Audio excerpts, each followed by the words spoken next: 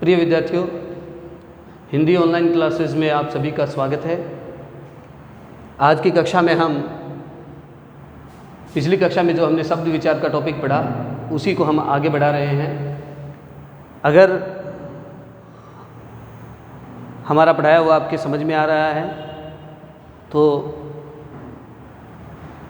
Like करें, अपने मित्रों में शेयर करें ताकि ज़्यादा से ज़्यादा जो विद्यार्थी प्रतियोगी परीक्षाओं की तैयारी कर रहे हैं वो इससे जुड़ सकें और इसका फ़ायदा उठा सकें। और चैनल को सब्सक्राइब करें और आगे की वीडियो देखने के लिए आपको इसके बारे में मैसेज के माध्यम से पता चले, इसके लिए आप घंटी के बटन को दबाएं ताकि आगामी वीडियो जब डाला जाए तो उसका नोटिफिकेशन आपको मिल सके। तो प्रिय विद्यार्थियों, पिछली कक्षा के अंदर हमने शब्द विचार के अंदर हमने शब्दों के बारे में पढ़ा और हमने जाना कि शब्द जो है वो व्युत्पत्ति के आधार पर 3 प्रकार के होते हैं, रूढ़, यौगिक और योगरूढ़।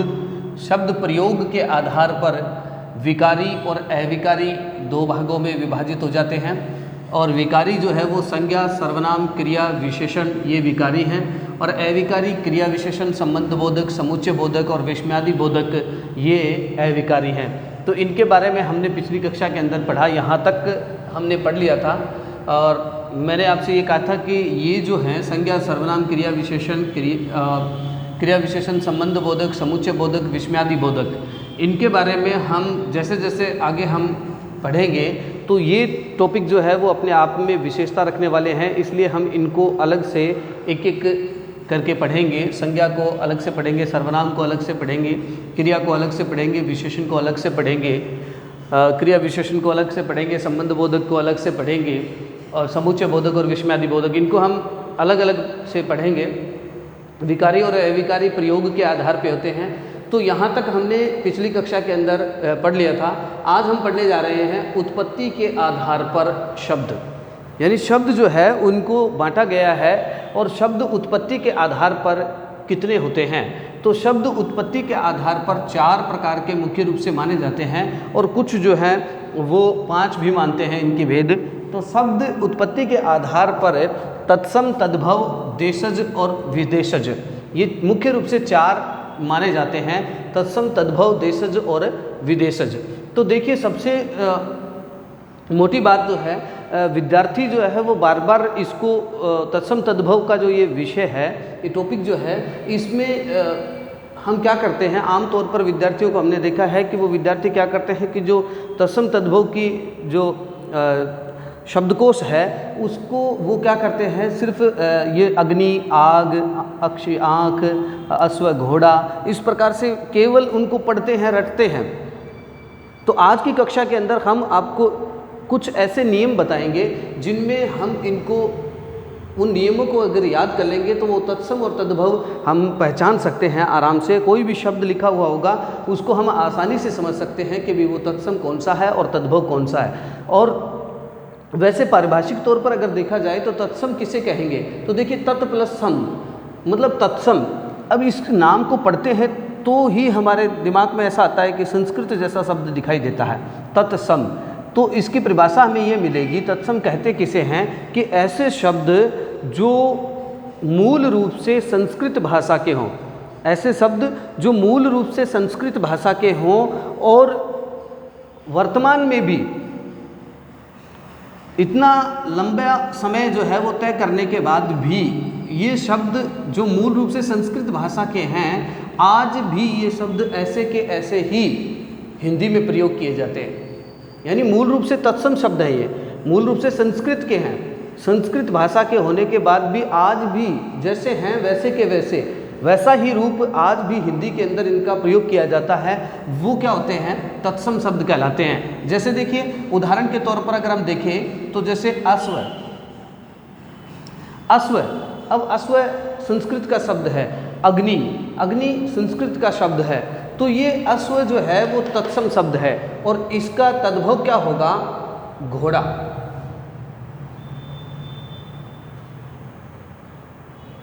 अश्व, घोड़ा। तो जैसे एक और बता देता हूँ मैं आपको, जैसे लक्ष्मी, अब लक्ष्मी जो है वो तत्सम शब्द है और इसका तद्भव क्या होगा? तद्भव लक्ष्मी है, इसका तद्भव क्या होगा?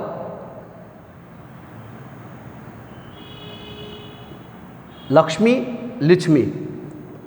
और हनुमान है हनुमान, ऐसे मतलब लक्ष्मण है लखन, तो ऐसे मतलब तद्भव तत्सम का तद्भव बन जाता है।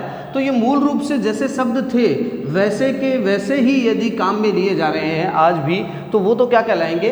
तत्सम कहलाएंगे। और तद्भव क्या होंगे? तद्भव की परिभाषा ये हो जाएगी कि जो मूल रूप से तो संस्कृत भाषा के हैं। तद्भव क्या होंगे? जो मूल रूप से तो संस्कृत भाषा के हैं, लेकिन कालांतर में समय जैसे जैसे बीतता चला गया वैसे वैसे जो है इनका रूप जो है वो बदल गया, रूप बदल गया। और रूप बदल करके जो है वो वर्तमान में ये हिंदी में काम में लिए जाते हैं, वो क्या होते हैं? तद्भव होते हैं। देखिए मैं आपको बता दूं कि हम जिस हिंदी भाषा का प्रयोग कर रहे हैं वो हम हिंदी शुद्ध उच्चारण नहीं करते हैं। हम जो बोलचाल की भाषा काम में ले रहे हैं वो शुद्ध हिंदी नहीं है हमारी। शुद्ध हिंदी अगर बोलते हैं तो एक बारी की जो है वो हमें अटपटा सा लगता है और सामने वाले के समझ में भी नहीं आए। हिंदी जो है आमतौर पर विद्यार्थी ये कहते हैं और ये कहते हुए सुना है कि भाई हिंदी जो है वो सरल भाषा है, मातृभाषा है, सरल भाषा है, लेकिन नहीं, हिंदी बहुत ही जटिल भाषा है। अगर उसको सही रूप से अगर समझा जाए तो वो समझने वाले के लिए आसान बन जाती है, लेकिन हम बोलचाल की जो भाषा काम में लेते हैं वो शुद्ध हिंदी नहीं है। मैं आपको बता दूं कि अगर एक साइकिल की हवा निकल जाती है तो हम आम तौर पर साइकिल की हवा डलवाने के लिए मिस्त्री के पास जाते हैं और आम तौर पर हम जाकर के क्या कहते हैं? भैया हवा डालना। लेकिन इसी बात को अगर आप शुद्ध हिंदी के अंदर अगर कहेंगे तो वो किस प्रकार से कहेंगे कि हे दुपहिया वाहन सुधारक, मेरे दुपहिया वाहन में सूल प्रविष्ट होने के कारण वायु निष्कासित हो चुकी है, कृपया अपने वायु प्रवाहित यंत्र द्वारा वायु प्रवाहित कर मुझे अनुग्रहित करें। अब इतना लंबा सेंटेंस, इतना लंबा वाक्य बन गया है और सामने वाले के समझ में भी नहीं आएगा, वो कहेगा चल चल यहाँ से। तो शुद्ध हिंदी जो है वो बोलना असंभव है। हम जो बोल रहे हैं वो क्या है कि हम मिलीजुली भाषा बोल रहे हैं। तो वो मिलीजुली भाषा किस आधार पर बोल रहे हैं? हम तत्सम तद्भव देशज और विदेशी के आधार पर बोल रहे हैं। हम उसके अंदर संस्कृत के शब्दों को भी काम में लेते हैं, हम तद्भव शब्दों को भी काम में लेते हैं, हम देशज शब्दों को भी यानी क्षेत्रीय जो शब्द हैं उनको भी काम में ले रहे हैं, विदेशी शब्दों को भी काम में ले रहे हैं बोलचाल के अंदर। तो तद्भव क्या होते हैं? जो मूल रूप से संस्कृत भाषा के होते हैं, लेकिन समय परिवर्तन के साथ उनमें भी कुछ परिवर्तन आ गया है और परिवर्तन के साथ जो काम में ले जा रहे हैं हिंदी के अंदर वो तद्भव हैं। और बात करते हैं देशज की, तो देशज शब्द वो होते हैं जो क्षेत्रीय भाषा के होते हैं, देशी शब्द जिसको कहा जाता है, यानी क्षेत्र विशेष के अंदर प्रचलित शब्द होते हैं जो एक क्षेत्र विशेष में ही बोले जाते हैं, वो देशज शब्द आते हैं। जैसे फूंकनी है, थेपड़ी है और मतलब भिंडी है, मतलब हज़ारों तरीके के शब्द ऐसे हैं। खपाखप है कि भाई आज बाजार में खचाखच भीड़ थी, तो खचाखच क्या है? अब इसका कोई अर्थ नहीं है खचाखच का, लेकिन ये देशी शब्द है, क्षेत्र विशेष से जुड़ा हुआ है। अब देखिए विदेशी की अगर हम बात करें तो आमतौर पर हम जो भाषा बोलते हैं उसके अंदर विदेशी शब्दों का हम न जानते हुए भी विदेशी शब्दों का प्रयोग ज़्यादा करते हैं। मतलब हमारे घर के अंदर अगर अनपढ़ कोई बिल्कुल निरक्षर है जिसको कुछ नहीं आता, लेकिन वो भी अंग्रेजी भाषा बोलता है। कैसे? आपने देखा होगा अपने परिवार के अंदर बूढ़े बुजुर्ग, मान लो दादी है और वो अनपढ़ है, तो वो मतलब आप विद्यालय जाते हैं तो वो क्या कहेंगे? बेटा स्कूल जा रहा है। स्कूल अंग्रेजी का शब्द है, वकील उर्दू का शब्द है, कोर्ट अंग्रेजी का शब्द है, टाइम अंग्रेजी का शब्द है। मतलब ऐसे बहुत से शब्द हैं जो हम न जानते हुए भी जाने अनजाने हम अन्य भाषाओं के, अन्य राष्ट्रों की जो भाषाएं हैं उनके शब्दों का हम प्रयोग कर रहे हैं, तो वो विदेशी के अंतर्गत आते हैं। तो मुख्य रूप से इनकी तो पहचान देशज और विदेशी की पहचान तो आमतौर पर हम कर लेते हैं। दिक्कत जो रहती है वो तत्सम और तद्भव के अंदर मुख्य रूप से दिक्कत आती है कि भाई तत्सम तद्भव की पहचान हम कैसे करें। तो तत्सम तद्भव की पहचान करने के लिए मैं आपको ये 7 नियम बता रहा हूँ, ये 7 तरीके बता रहा हूँ जिनके माध्यम से आप तत्सम तद्भव की पहचान जो है वो आसानी से कर सकते हैं। जिसमें पहला नियम क्या कहता है? पहला रूल जो है वो पहला नियम ये कहता है कि संयुक्ताक्षर जहाँ भी होंगे, संयुक्ताक्षर अक्षय, त्रय, ज्ञ, श्रय, ढय ये जहाँ भी होंगे संयुक्ताक्षर से शुरू होगा तो वहाँ वो संयुक्ताक्षर शब्द जो है वो तत्सम होंगे। क्या बात खास हुई कि संयुक्ताक्षर युक्त शब्द जो होंगे वो क्या होंगे, तत्सम होंगे। हमेशा नियमों को ध्यान में से पढ़े या नोट कर लें अपने रजिस्टर के अंदर, जहाँ भी अपनी नोटबुक के अंदर इनको नोट कर लें। ये 7 नियम आपको तत्सम तद्भव में अंतर समझने के लिए बहुत ही आसान तरीका जो है मैं आपको बताने जा रहा हूँ। बहुत ही आसानी से आप तत्सम और तद्भव में अंतर जो है वो स्पष्ट कर सकते हैं। तो पहला नियम क्या कहता है कि अक्षय, त्रय, ज्ञ और श्रय यानी ये संयुक्ताक्षर जहाँ भी होंगे वहाँ वो शब्द जो है वो क्या कहलाएंगे, वो तत्सम होंगे। वो क्या होंगे, तत्सम शब्द होंगे। जैसे क्षमा है, क्षमा। अब क्षमा जो है ये क्या है, अब आपसे पूछ लिया जाए कि क्षमा शब्द जो है वो क्या है, या क्षत्रिय शब्द क्या है, या जो भी इससे शुरू होता है वो इससे आ गया त्रय से तृप्ति है, त्रिशूल है, तो ये क्या होगा, ये शब्द जो है वो किस में आएंगे, तत्सम के अंतर्गत आएंगे। उसके बाद में अब इनको बदलना अगर पड़ जाए, अगर ये कह दे कि इनको तत्सम से तद्भव में बदलिए, तो इसके लिए आप सीधा सीधा ध्यान रखें कि क्षय जो है वो क्षय में बदल जाएगा, त्रय जो है वो किस में बदल जाएगा, तय में बदल जाएगा, ज्ञ जो है वो जय में बदल जाएगा, श्रेय जो है वो शय में बदल जाएगा। दोनों सय हैं इसमें, शंकर वाला सय और सय ये स्लेट वाला, दोनों सय में से किसी भी सय के अंदर ये बदल जाएगा। तो ये क्षय, तय, जय, शय, शय जहाँ होंगे वो तद्भव होंगे, और क्षय, त्रय, ज्ञ, श्रय जो होंगे वो तत्सम होंगे। ये पहला नियम है, नोट कर लें इसको आप कि क्षय, त्रय, ज्ञ और श्रय ये जहाँ होंगे वो क्या होंगे, तत्सम होंगे। ये पहचान करना है। कंपटीशन एग्जाम के अंदर, प्रतियोगी परीक्षाओं के अंदर तत्सम तद्भव से संबंधित बहुत क्वेश्चन पूछे जाते हैं। आगामी जो जीट का एग्ज़ाम होने जा रहा है उसमें उस एग्ज़ाम की दृष्टि से भी ये इम्पॉर्टेंट टॉपिक हमारे सामने उभर करके आता है, तत्सम तद्भव का। इसमें 1-2 क्वेश्चन जो है वो हर परीक्षा के अंदर पूछे जाते हैं। तो तत्सम की पहचान करना, तो श्रेय पहला नियम कहता है, श्रेय, अक्षय, त्रय, ज्ञ और श्रय ये होंगे वहाँ तत्सम होंगे। इनको अगर तद्भव में बदलना होगा तो क्षय, तय, जय, शय, सय में ये बदल जाएंगे। उसके बाद में दूसरा नियम क्या कहता है, नियम नंबर 2 अपनी नोटबुक में नोट करें कि अनुस्वार जहाँ होंगे यानी बिंदी जहाँ लगी हुई होगी, अनुस्वार युक्त शब्द जो होंगे वो क्या होंगे, तत्सम होंगे। अनुस्वार युक्त शब्द जो है वो तत्सम होंगे। और चंद्र बिंदु जहाँ होगा, चंद्र बिंदु जहाँ होगा वो तद्भव होगा। मतलब अनुस्वार जहाँ होगा, जिसके ऊपर अनुस्वार लगा हुआ होगा तो वो तो क्या होगा, तत्सम होगा। और चंद्र बिंदु जहाँ होगा वो क्या होगा, तद्भव होगा। ये आप ध्यान रखें। जैसे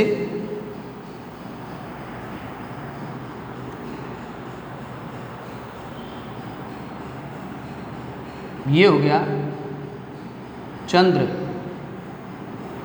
चंद्र जो होगा वो किस में आएगा, तत्सम में। और इसी को हम अगर चांद कर देते हैं तो ये चांद क्या हो जाएगा, तद्भव हो जाएगा। यानी अनुस्वार जहाँ होगा वो तो होगा तत्सम, और चंद्र बिंदु जहाँ होगा वो क्या होगा, तद्भव होगा। दूसरा नियम ये इससे संबंधित हो गया। तीसरा नियम क्या कहता है, अणय जहाँ होगा, अणय होगा वो होगा तत्सम, क्या होगा, तत्सम होगा। और नय जहाँ पे होगा वो क्या होगा, तद्भव होगा। अणय जहाँ होगा वो क्या होगा, तत्सम, और नय जहाँ होगा वो क्या होगा, तद्भव होगा। जैसे देखिए मैंने लिखा प्राण, प्राण लिख दिया मैंने। अब प्राण शब्द में अगर मैं आपसे परीक्षा के अंदर ये पूछा जाए कि प्राण शब्द तत्सम है या तद्भव है या देशज है या विदेशी है, तो ये क्या होगा, तत्सम होगा। और यदि ऐसे कह दे प्राण शब्द का तद्भव क्या होगा, तो इसको हम नय में बदल देंगे, अणय को प्राण। तो प्राण जो है वो क्या हो जाएगा, तद्भव हो जाएगा। तो तत्सम जहाँ अणय होगा वो तत्सम होगा, और नय होगा वहाँ पे तद्भव होगा। य से शुरू होने वाले अब ये कह रहा है कि य से कोई अगर शुरू होता है तो वो लगभग जो है वो क्या होंगे, तत्सम होंगे। तीसरा नियम क्या चौथा नियम क्या कहता है, य से शुरू होने वाले क्या होंगे, तत्सम होंगे, और जय से शुरू होने वाले क्या होंगे, तद्भव होंगे। ये भी नियम कहता है कि भाई य से जो शुरू होगा वो तो तत्सम होगा और जय से शुरू होगा वो क्या होगा, तद्भव होगा। और उसके बाद में पांचवा नियम ये कहता है कि ये जो उत्क्षिप्त व्यंजन है ड़ और ढ, इनका प्रयोग केवल हिंदी में होता है। ड़ और ढ जो है ये उत्क्षिप्त व्यंजन है और इनका प्रयोग केवल हिंदी में होता है। तो हिंदी में होता है इसलिए ये संस्कृत के तो है ही नहीं, भी केवल हिंदी में होता है इनका प्रयोग, तो ये संस्कृत के तो है नहीं, इस वजह से ये क्या होंगे, तद्भव होंगे। पांचवा नियम क्या कहता है कि ढ और ढ का प्रयोग केवल हिंदी में होता है और हिंदी में होता है इसलिए ये संस्कृत में इनका प्रयोग होता ही नहीं है, तो ये क्या होंगे, तद्भव होंगे। ये तद्भव होंगे हमेशा। और ट जो है, ट का तद्भव ड़ हो जाता है। अब ट से युक्त शब्द जहाँ होंगे वहाँ वो ट वाले जो तत्सम शब्द होंगे जिनके अंदर ट का प्रयोग किया गया है, ऐसे तत्सम शब्द जो है जब तद्भव में बदलेंगे, ऐसे तत्सम शब्द जब तद्भव में बदलेंगे तो ट का क्या बन जाएगा, ड़ बन जाएगा। जैसे ये देखिए घटिका, अब घटिका के अंदर यहाँ ट आ गया, घटिका, तो ट आ गया तो ये जब बदलेगा तद्भव में तो ड़ में बदलेगा, तो घटिका से क्या बन गया, घड़ी बन गया। ऐसे ही परपट, यहाँ ट आ गया, परपट, परपट का क्या बन गया, पापड़, तो ये अड़े में बदल गया। तो ट जो है वो किस में बदल जाएगा, अड़े में बदल जाएगा। ये नियम कहता है, नियम नंबर 5, कि ड़ और ढ जो है वो केवल हिंदी में होते हैं और केवल हिंदी में होते हैं, इस वजह से ये क्या होंगे, तद्भव होंगे। और जहाँ ट का तद्भव बनाने की बात आएगी तो वो अड़े में बदलेगा। ट का तद्भव जो है वो किस में बदलेगा, अड़े में बदलेगा। जैसे घटिका का घड़ी, परपट का पापड़ बन गया। छठा नियम ये कहता है कि अधूरा शब्द यानी आधा शब्द जो होगा, शिरोरेखा, शिरोरेखा ऊपर वाली रेखा जो है इसके ऊपर यदि अधूरा होगा या री नीचे जो है अधूरा होगा, तो ऐसे शब्द जो हैं, ऐसे रै से युक्त या री से युक्त शब्द सदैव तत्सम होते हैं। ऐसे शब्द क्या होंगे, सदैव क्या होगी, तत्सम होंगे। और जैसे घृत है, ये देखिए इसके अंदर री आ गया, घ के नीचे री लगा हुआ है, घृत, तो री से युक्त हो गया, तो री से युक्त हो गया तो ये क्या कहलाया, घृत क्या हो गया, तत्सम हो गया। और इसका तद्भव क्या बन गया, घी बन गया। ऐसे ही कर्पूर है, तो कर्पूर जो है रै ऊपर चला गया और रै आधा होने के कारण ये आधा रै यहाँ अधूरा आ गया है, तो ये तत्सम हो गया और कपूर इसका क्या बन जाएगा, तद्भव बन जाएगा। तो ये तत्सम से तद्भव बनने का तरीका। तो और आधा जहाँ होगा वो सदैव क्या होगा, आधा रै जहाँ होगा या री जहाँ होगा वो सदैव जो है वो तत्सम शब्द होगा। उसके बाद में बात करते हैं हम सातवें नियम की। अंतिम नियम जो है सातवां, कि तत्सम में श और स अगर हो, स और स अगर तत्सम में है तो उसमें क्या होगा, स का लोप हो जाता है। स का क्या हो जाएगा, लोप हो जाएगा। तद्भव में स का लोप हो जाएगा। यानी तत्सम में यदि श और स है तो उसका जब तद्भव हम बनाएंगे तो उसमें स का लोप हो जाएगा। जैसे ये है